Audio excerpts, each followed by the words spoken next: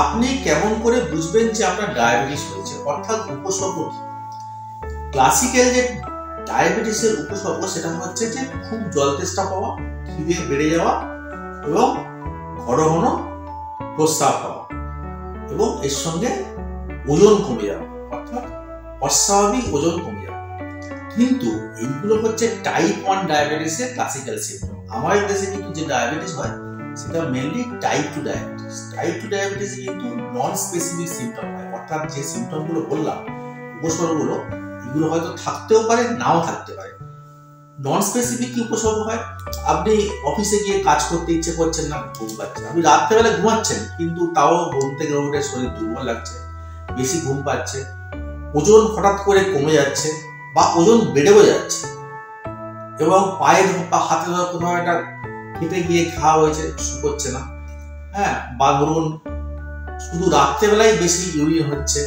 এই ধরনের সিমটম কিন্তু মানে নন স্পেসিফিক সিমটম কিন্তু টাইপ 2 ডায়াবেটিসে খুব কমন হয়। কেমন? এই অতিরিক্ত খিদে পাওয়া বা অতিরিক্ত জল তেষ্টা পাওয়া এগুলো হয়তো নাও থাকতে পারে।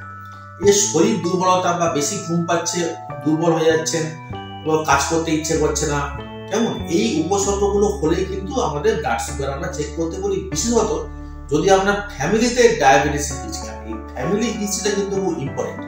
আপনার যদি পরিবারে ডায়াবেটিসের হিস্ট্রি থাকে তাহলে কিন্তু এই ধরনের উপসর্গ হলে আপনাকে টেস্ট করতে হবে।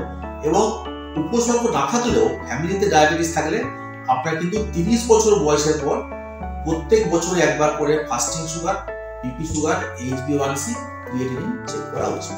আমাদের দিনে কবার বাথরুম হয় সেটা নির্ভর করছে আপনি কতটা জল খাচ্ছেন। স্ট্যান্ডার্ড আমরা যেটা বলি, মানে আমাদের যেহেতু গ্রীষ্মপ্রধান দেশ, মানে বছরে প্রায় 10 মাসই গরম, আমাদের এখানে যে গরম পড়ে 3 থেকে 4 লিটার জল খেতে হবে এবং কতবার ইউরিন করতে হবে? মিনিমাম 4 থেকে 6 বার ইউরিন হবে এবং ইউরিনটা পরিষ্কার। কেমন? এইবার কি হচ্ছে, যার ডায়াবেটিস হচ্ছে তার কিন্তু কি হবে, রাত্রের দিকে ইউরিনটা বেশি হবে। নর্মালি কিন্তু লোকে দেখবেন ঘুমানোর পর হয়তো একবার ইউরিন করতে ইচ্ছে করবে, কিন্তু ডায়াবেটিস থাকলে রাত্রেবেলা বারবার ইউরিন করতে ইচ্ছে হবে, হ্যাঁ। এবং আপনি দেখবেন যেখানে ইউরিন করছেন সেখানে আশেপাশে পিঁপড়ে ঘোরাঘুরি করছে, কেমন? এই জিনিসগুলো হবে আর কি। এবং যে পরিমাণে আপনি জল খাচ্ছেন নর্মাল লোকের কিন্তু তার থেকে ইউরিনটা কম হয়, কিন্তু ডায়াবেটিস থাকলে কি হবে, আপনি যতটা জল খাচ্ছেন তার থেকে কিন্তু ইউরিনটা বেশি হচ্ছে।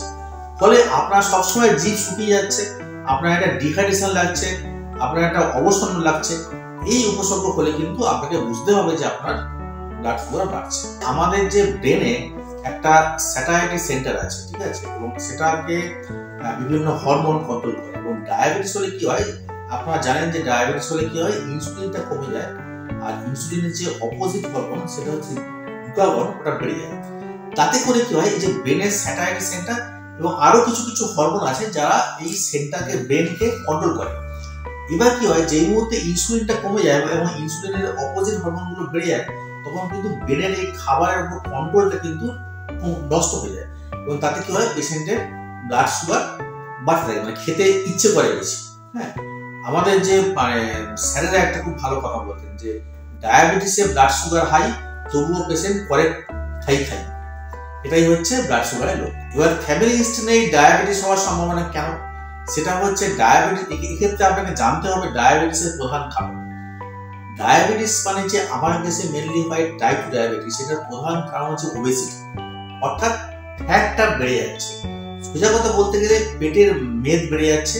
ফলে কি হয়, আমাদের যে অগ্ন্যাশয়, লিভার, এইখানে ফ্যাট জমছে।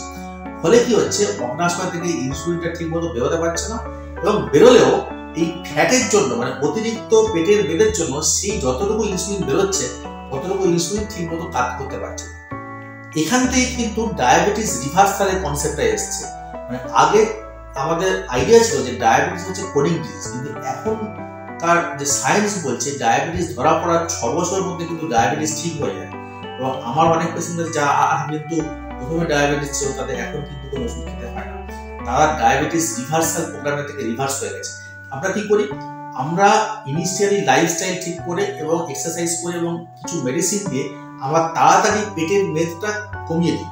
ফলে কি হয়, অগ্ন্যাশয় আবার তার নিজের কর্মক্ষমতা ফিরে পায়, অগ্ন্যাশয় এবং লিভার, ফলে ইনসুলিন আবার স্বাভাবিক কাজ করতে পারে। লাইক ও সাবস্ক্রাইব করার পাশাপাশি বেল আইকনটি প্রেস করতে ভুলবেন না। ওয়েল টক, টকিং ওয়েলনেস।